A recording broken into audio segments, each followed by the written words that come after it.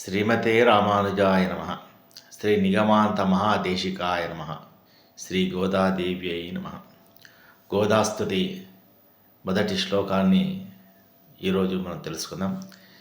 శ్రీ విష్ణు చిత్తకులనందన కల్పవల్లీ శ్రీరంగరాజ హరిచందన యోగ దృశ్యాం సాక్షాత్ క్షమాం కరుణయా కమలామివాన్యాం గోదామనన్య శరణం శరణం ప్రపద్యే.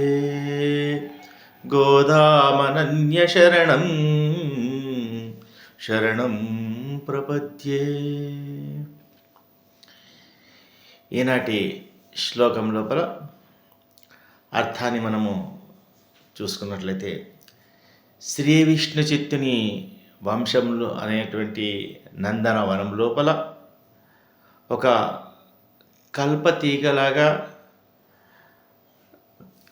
లభించి ఎదిగి రంగరాజము అనబడేటువంటి ఒక మహావృక్షాన్ని అల్లుకోవడం చేత ఎంతో చూడడానికి సొంపుగా ఇంపుగా అగుపిస్తూ అపర మహాలక్ష్మీదేవిలాగా దయామయ్యై క్షమస్వరూపిణి అయి ఉన్నటువంటి గోదాదేవి మనందరినీ రక్షించేటువంటి బాధ్యతగా రక్షకత్వాన్ని స్వీకరించి ఉన్నటువంటి ఆ గోదమ్మ తల్లికి ప్రపత్తి చేస్తున్నాను అని ఈనాటి శ్లోకం లోపల అర్థాన్ని మనకు తెలియజేస్తుంది. ఇప్పుడు ఈ శ్లోకంలోని విశేష అర్థాన్ని తెలుసుకునే ప్రయత్నం చేద్దాం. ఈనాటి గోదాస్తుతిలోని మొదటి శ్లోకం లోపల నిగమాంత దేశిక మహాగురువులు గోదా అమ్మవారిని ప్రపత్తి చేస్తూ ఉన్నారు. గోదమ్మ తల్లి ఈ కలియుగం యొక్క ఆరంభం లోపల శ్రీవిల్లిపుత్తూరు అనేటువంటి ఒక పట్టణము, దాన్ని మనము శ్రీధన్వి నవ్యేపురే అంటాం. ధన్వి నవ్యపురము అని దానికి మరొక పేరు కూడా ఉంది. ఆ యొక్క పట్టణం లోపల కలియుగ ఆరంభం లోపల 47వ సంవత్సరం లోపల ఈ యొక్క అమ్మవారు గరుడాంశ సంభూతులుగా జన్మించినటువంటి శ్రీ విష్ణు చిత్తులు, వారిని మనము పెరియాళ్వార్ అని కూడా అంటుంటాం.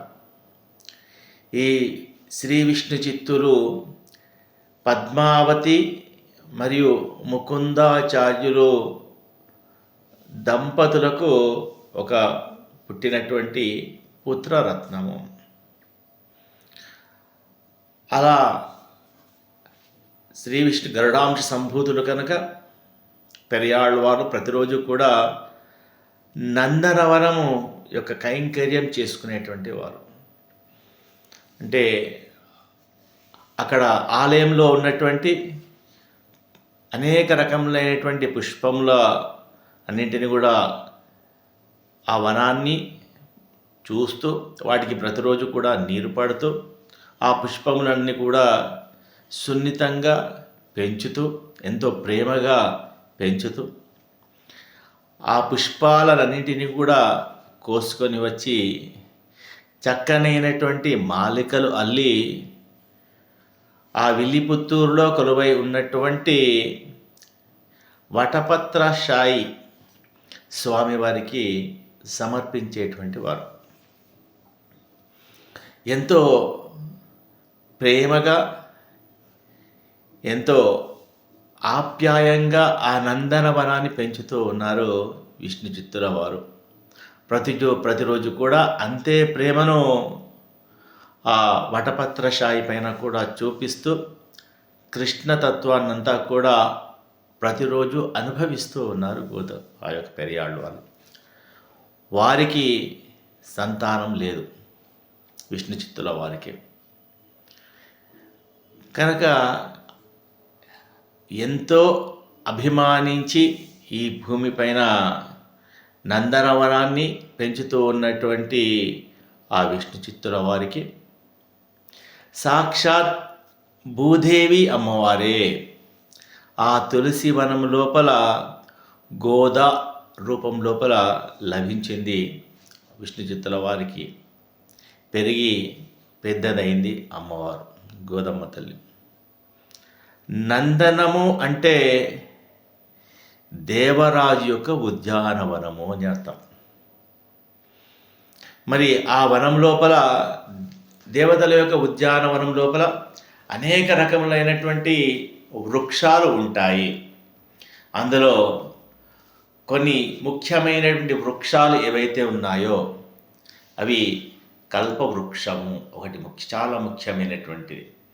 కల్పవృక్షము అంటే మనం కోరినటువంటి కోరికలన్నీ కూడా నెరవేర్చేటువంటిది.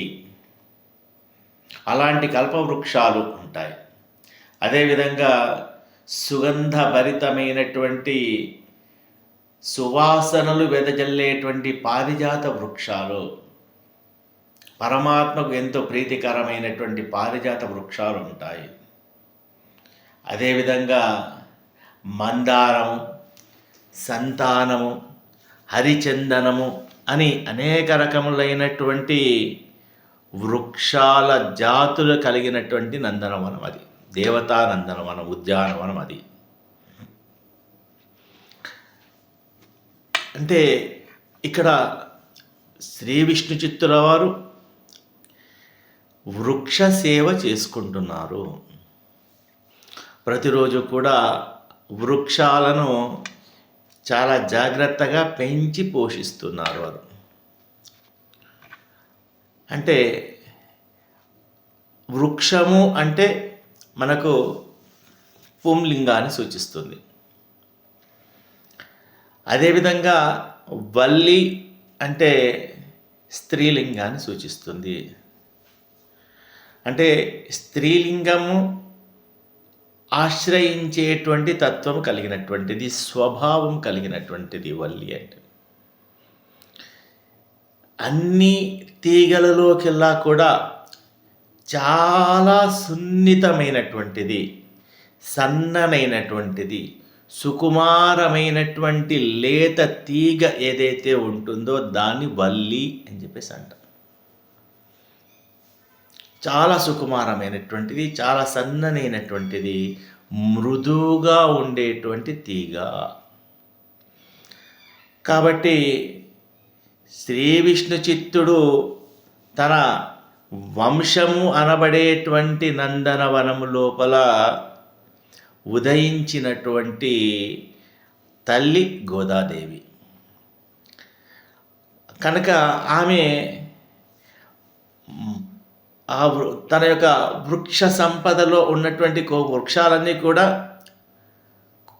కోరినటువంటి కోరికలన్నింటినీ కూడా తీర్చేటువంటి స్వభావం కలిగినటువంటి వృక్షాలు, కల్పవృక్షం లాంటివన్నీ కూడా. కాబట్టి అమ్మవారు కూడా మన కోరికలన్నీ తీర్చడం కోసమే అవతరించింది. పెరియాళ్ళవారికి లభించింది కనుక అమ్మవారిని కల్పవల్లి అని సంబోధిస్తున్నారు మన నిగమాంత దేశిక స్వామి వారు గోదమ్మ తల్లిని.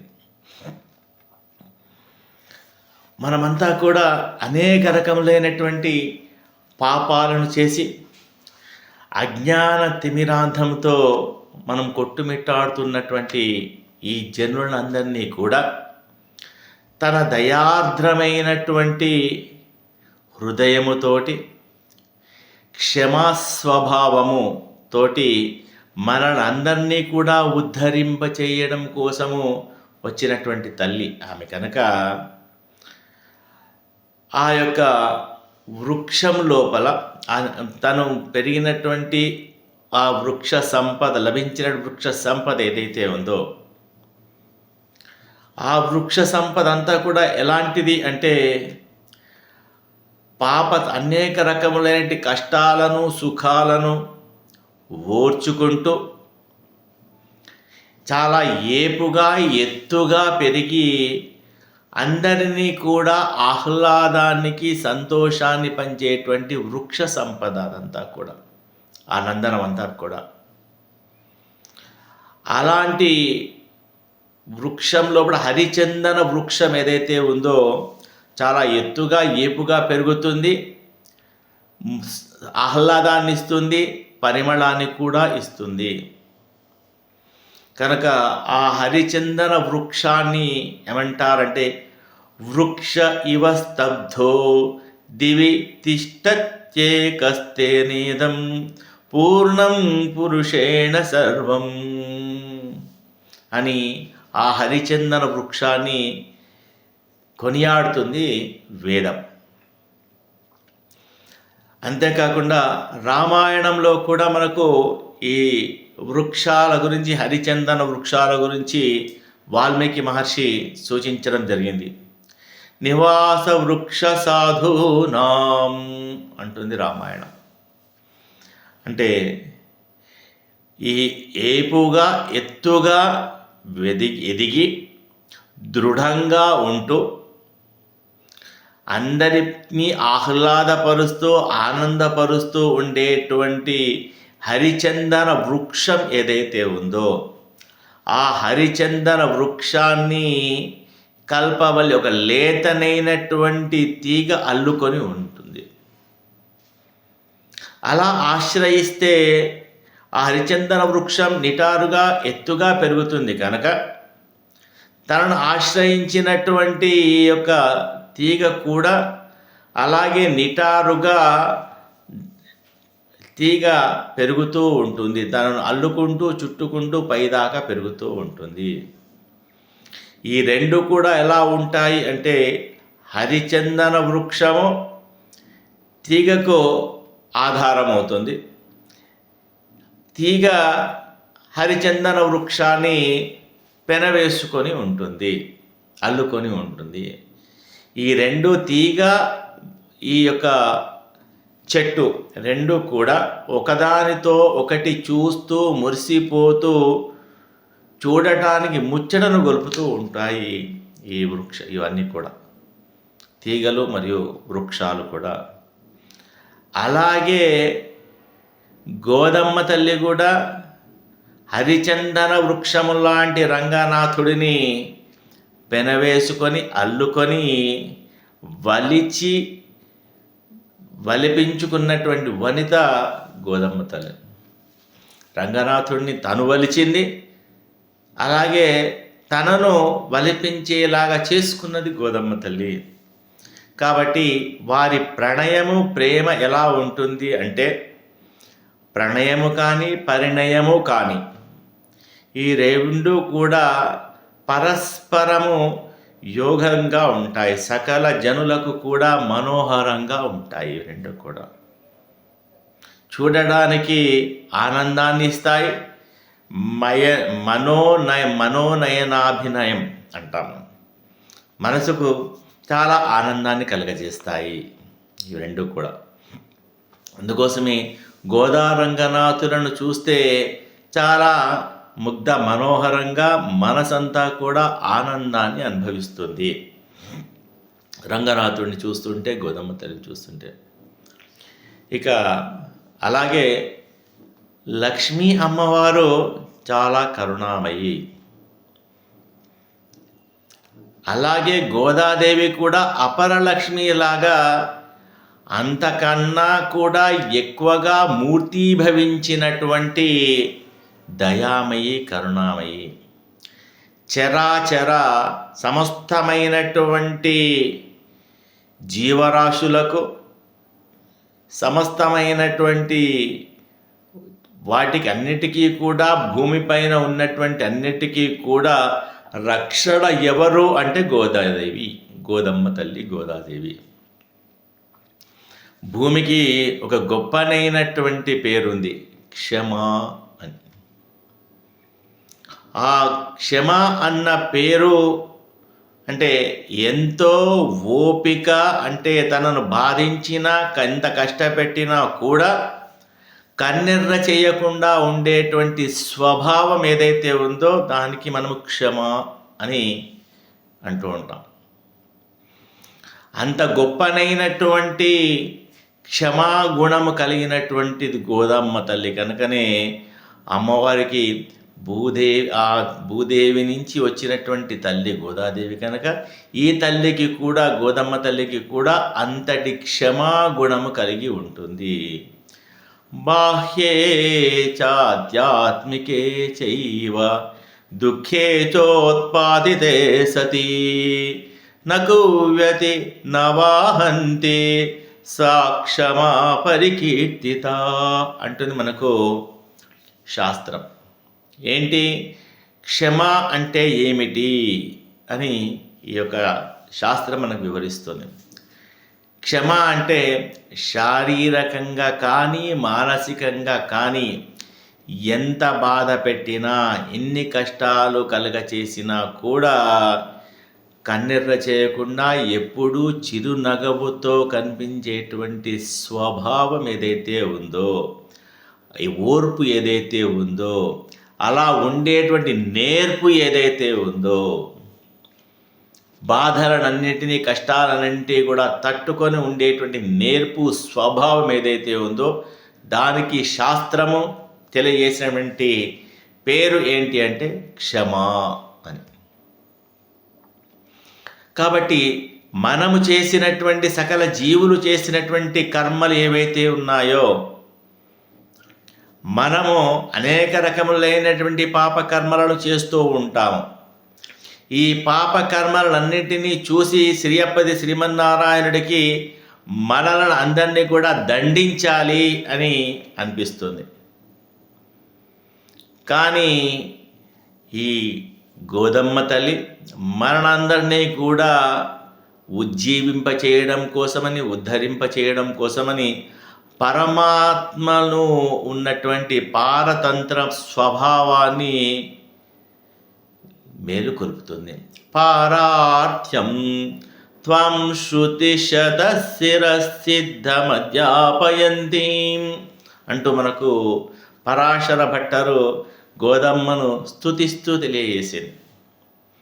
అమ్మవారు కృష్ణ పరమాత్మ యొక్కలో ఉన్నటువంటి పారతంత్ర స్వభావాన్ని అధ్యాపయంతి సూచిస్తుంది. స్వామి ఎందుకోసం అవతరించాడు, తన పారతంత్ర స్వభావం ఏ విధంగా ఉంటుంది, భక్తులకు ఏ విధంగా విధేయుడుగా ఉంటాడు, భక్త సౌలభ్యం ఏ విధంగా ఉంటుందో వివరించడం కోసము అమ్మవారు ఈ శృతులు, ఇతిహాసాలు, పురాణాలు ఇంట్లో చెప్పిన స్వతంత్రుడివి కాదయ్యా, నీవు ఎప్పుడు కూడా పరతంత్రుడివి, భక్త సులభుడివి, భక్తుల పరాధీనుడివి నీవు అని పారార్థ్యం చేస్తుంది, బోధిస్తుంది స్వామివారికి గోదమ్మ తల్లి. కనుక అలా పారార్థ్యాన్ని బోధించి మనందరినీ కూడా శిక్షించకుండా క్షమించేలాగా చేస్తుంది గోదమ్మ తల్లి.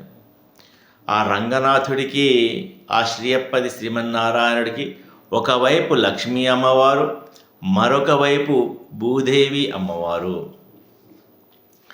ఇద్దరు కూడా కుడివైపు నుంచి ఒకరు, ఎడమవైపు నుంచి ఒకరు ఎప్పుడూ కూడా సుఖాసీనులై ఉంటారు. శ్రీశ్చతే లక్ష్మీశ్చ పత్న్యౌ హ్రీశ్చతే లక్ష్మీశ్చ పత్న్యౌ అంటే శ్రీ హ్రీ స్వరూపంగా ఇరువైపుల నుంచి కూడా స్వామివారికి ఎటువైపు తల తిప్పుకున్నా కూడా మన నుంచి, మన గురించి రక్షణ బాధ్యతను తీసుకొని మనం ఉజ్జీవింపచేస్తూ ఉంటారు స్వామి అమ్మవార్లు ఇద్దరు కూడా.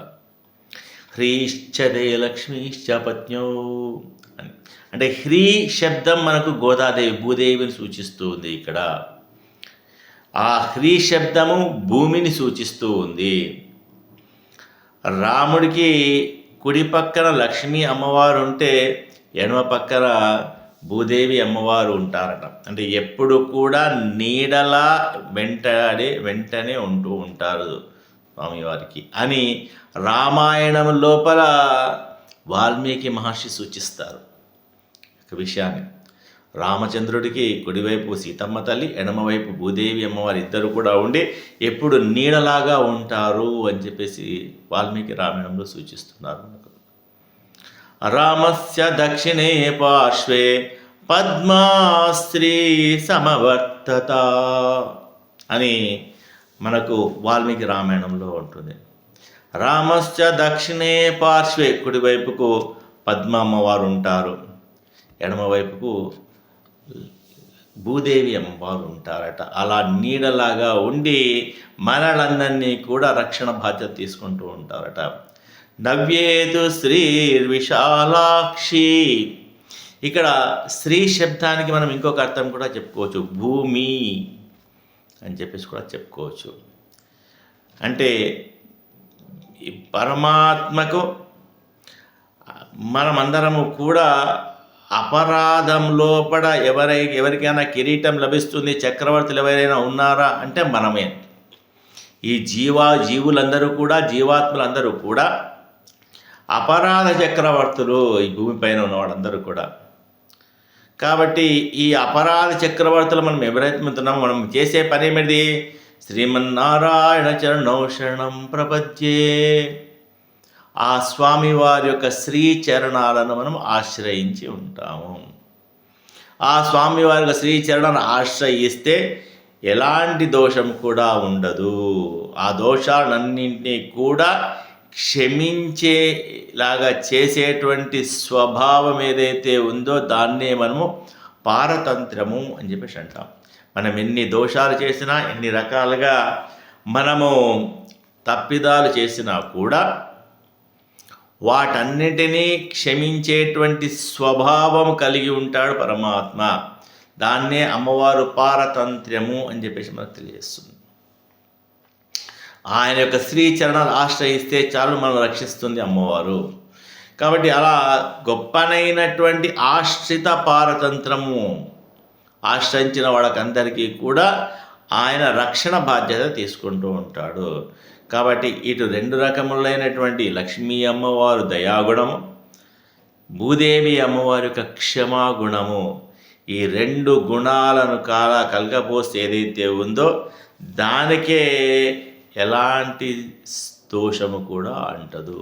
కాబట్టి అమ్మవార్లు ఇద్దరు కూడా మనలో ఉన్నటువంటి దోషాలన్నింటినీ దయా, క్షమ అన్నటువంటి రెండు గుణాలను పరమాత్మకు ఉద్భవింపచేస్తూ మన గురించి తెలియచేస్తూ మనందరినీ కూడా దోషరహితంగా పరమాత్మకు సూచిస్తూ ఉంటుంది. పరమాత్మకు అగుపెట్టేలాగా చేసి దోషరహితంగా మనకు కనబడేలాగా చేస్తుంది ఇద్దరు అమ్మవార్లు కూడా, లక్ష్మీ అమ్మవారు, గోదమ్మ తల్లి ఇద్దరు కూడా.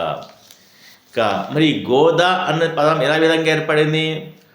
గో శబ్దానికి మనకు అనేక రకములైనటువంటి అర్థాలను ఇస్తుంది. ద శబ్దానికి ఇచ్చునది అని అర్థాన్ని వివరిస్తుంది. ఈ రెండు అనేక రకములుగా మనకు ఇచ్చేటువంటిది తల్లి కనుక గోదా అని చెప్పేసి అంటున్నాం. గో అంటే భూమి అని కూడా ఉంది.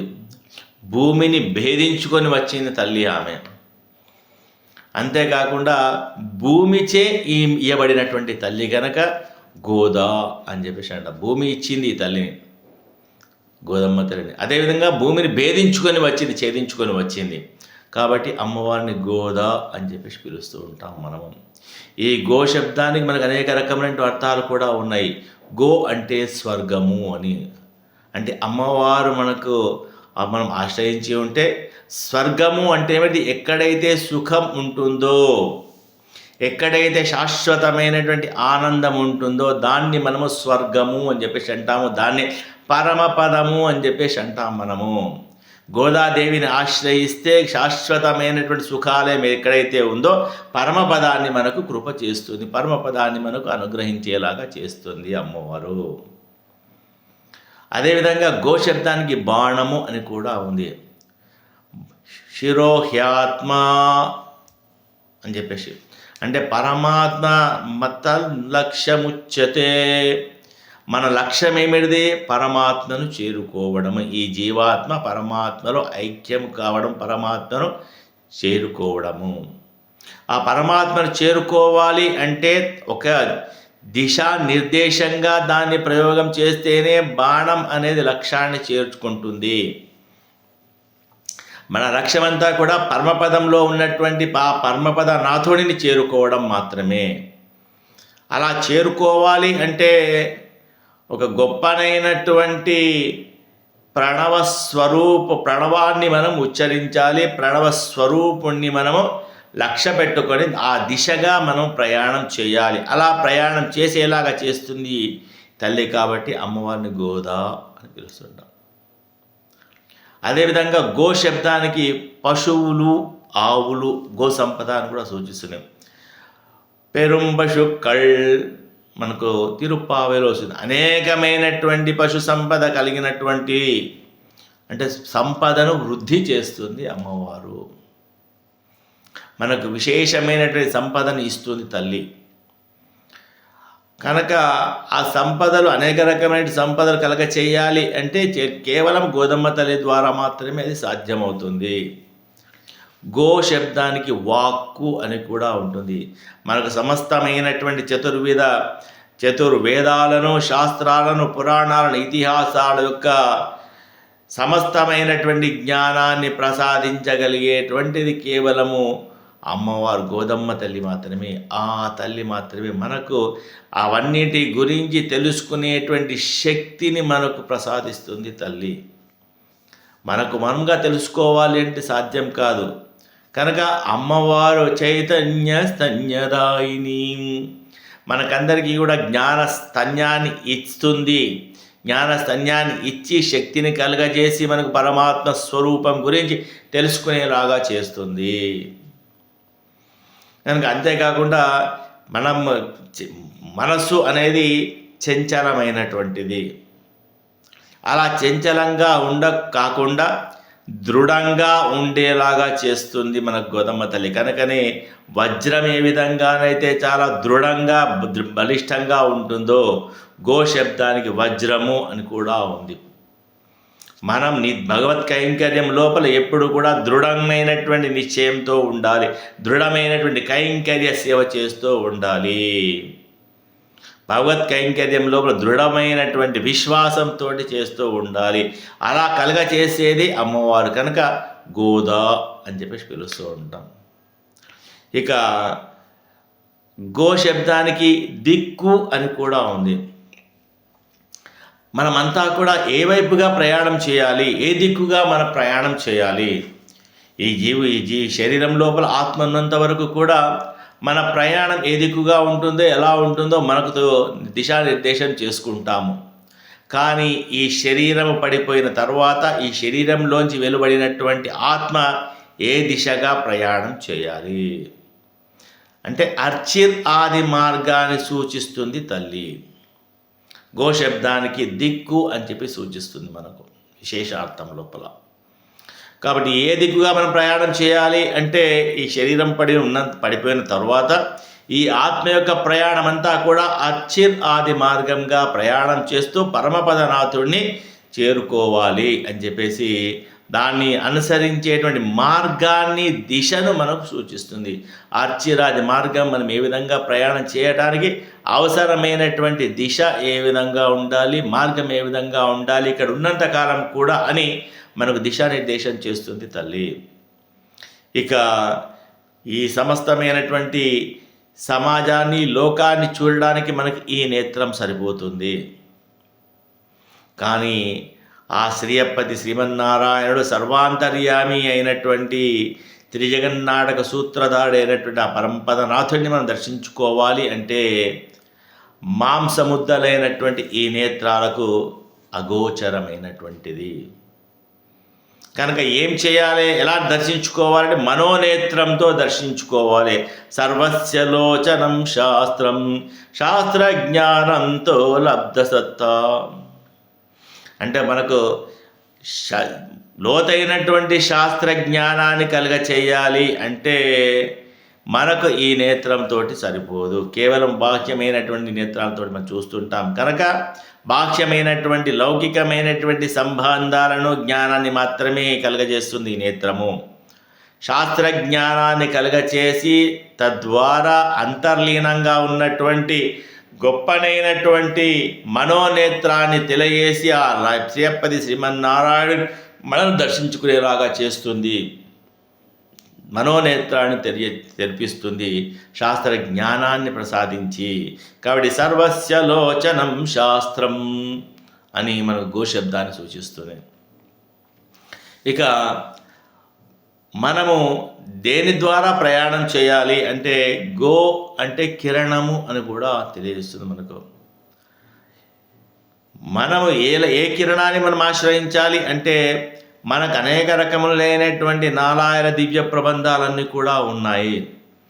ఈ నాలాయన దివ్య ప్రబంధ జ్ఞానాన్ని మనము లోపల తత్వజ్ఞానాన్ని ప్రకాశింపచేసి పరమాత్మ స్వరూపాన్ని మనకు ఎరుగ చేస్తుంది.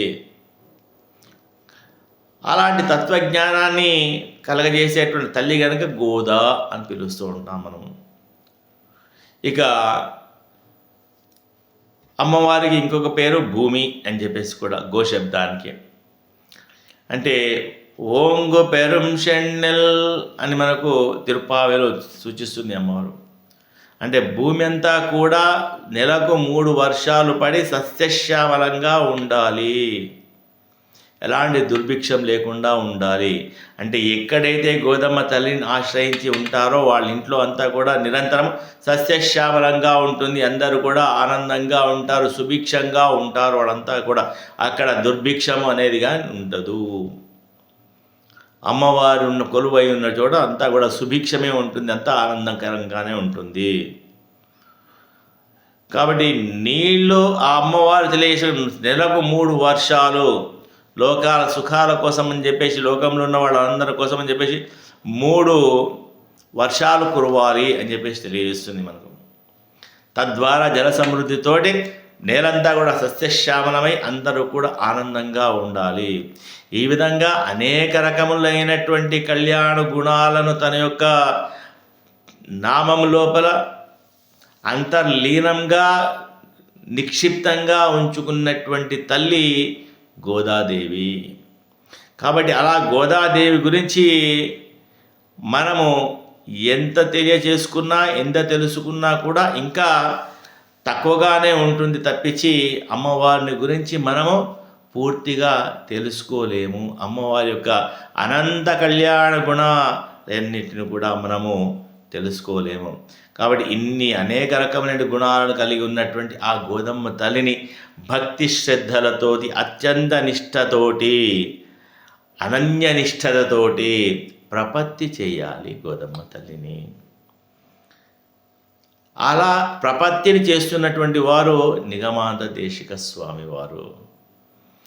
ఆళ్వార్లందరూ కూడా స్త్రీత్వాన్ని వారిలోనికి ఊహించుకొని వారిలోనికి ఆరోపించుకొని పురుషోత్తముడైనటువంటి నారాయణ తత్వాన్నంతా కూడా కృష్ణతత్వాన్నంతా కూడా అనుభవించినటువంటి వారు ఆళ్వార్లు.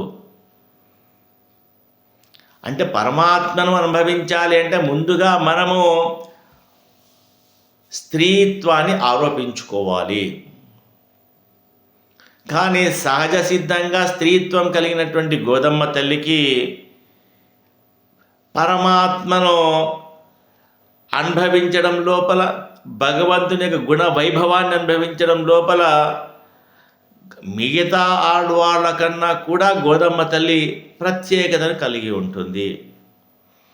అందుకోసమే మొదటి ఈనాటి శ్లోకం లోపల మొదటి చరణం లోపల శ్రీ విష్ణు చిత్త కులనందన కల్పవల్లి శ్రీకారంగా అమ్మవారి ఏ విధంగా కల్పవల్లి ఒక చన్నని తీగలాగా అల్లుకొని ఉంది అని చెప్పేసి లక్ష్మీ అమ్మవారి మొదటి చరణం లోపల అమ్మవారి యొక్క స్వభావాన్ని తెలియజేస్తూ ఉంది. ఇక రెండవ చరణం లోపల శ్రీ రంగహరిచందన యోగ దృశ్యం ఆ పరమపురుషుడికి అభిముఖంగా ఉంటూ తన ఎదురుగా పరమాత్మ రంగనాథుడిని ఉంచుకొని తన యొక్క ప్రణయ విలాపాన్నంతా కూడా రంగనాథుడికి తెలియజేసి చివరిగా పరిణయం చేసుకున్నటువంటి తల్లి కనుక ఆ యొక్క రెండవ చరణంలో మనకు ఆ రంగనాథుడు గోదా రంగనాథుల యొక్క ప్రణయ పరిణయ స్వభావాన్ని తెలియజేస్తుంది. ఇక మనందరినీ కూడా లక్ష్మీ అమ్మవారితో తోడుగా ఉంటూ మనందరినీ కూడా ఉజ్జీవింపచేస్తుంది అమ్మవారు. కనుక లక్ష్మీ అమ్మవారి చేదోడు వాదోడుగా ఉంటూ జీవులందరినీ కూడా ఉజ్జీవింపచేసేటువంటి సామర్థ్యము సమర్థత కలిగినటువంటి తల్లి గోదమ్మ తల్లి అని మనకు తెలియజేస్తుంది. ఇక మనమందరం కూడా ఇక్కడ సంసార కూపంలో పడి అనేక రకములైనటువంటి బాహ్య సుఖాలకు లౌకిక ఆనందాలకు బందీ అయిపోయి అనేక చిక్కుముడులతో చిక్కలేక మన చిక్కుముడు లోపల ఈ సంసార సాగరాన్ని ఏ విధంగా దాటాలి అని ఆలోచిస్తూ దిక్కుతోచకుండా ఉన్నటువంటి మనందరినీ కూడా ఒక చక్కనైనటువంటి నావిక నడిపేటువంటి నాయకురాలుగా గోదాదేవి మనందరినీ సంసార జీవులందరినీ కూడా ఉద్ధరింపచేస్తూ తన యొక్క చక్కనైనటువంటి గుణాలన్నింటినీ కూడా మనకు పరమాత్మను చేరుకునేలాగా చేస్తుంది గోదమ్మ తల్లి. అలాంటి గొప్పనైనటువంటి స్వభావం కలిగిన గోదమ్మ తల్లిని మనము ఎంత ప్రపత్తి చేసినా కూడా, ఎన్నిసార్లు మనము అమ్మవారిని శరణం ప్రపద్యే అంటూ మనము అమ్మవారి యొక్క స్వరూప లక్షణాలను తలుచుకుంటూ ప్రపత్తి చేస్తూ మనము ఉండాలి. కనుక ఇప్పటికి కూడా ఇలాంటి గొప్పనైనటువంటి భాగ్యము గోదమ్మ తల్లిని చరణు వేడేటువంటి భాగ్యము మనకు కలగడం అనేది చాలా చాలా గొప్పనైనటువంటి అదృష్టంగా ఈ జన్మను సార్థకత చేసుకోవడానికి లభించినటువంటి సులభమైన మార్గం ఏమిటంటే గోదమ్మ తల్లిని శరణు వేయడం. గోదామనన్య శరణం శరణం ప్రపద్యే. ఇక గోదాదేవిని తప్పించి ఇతర దేవతలు ఎవరిని కూడా మనము శరణు వేయడము. గోదాం అనన్య శరణం శరణమహం ప్రపద్యే. ఆ గోదాదేవిని మాత్రమే నేను అనుసరిస్తూ నా ఈ రెండు జ్యోతులు జోడించుకుని ప్రపత్తి చేస్తున్నాను, నమస్కరిస్తున్నాను అని ఈనాటి పాశ్య శ్లోకం లోపల చక్కనైనటువంటి విశ్లేషణను మనకు చక్కనైనటువంటి అర్థాన్ని కూడుకున్నటువంటి ఒక శ్లోకాన్ని అందించడం జరిగింది నిగమాంత దేశిక స్వామివారు. ఓం స్మద్గురుభ్యో నమః. జై శ్రీమన్నారాయణ. శ్రీ గోదాదేవిభ్యో నమః.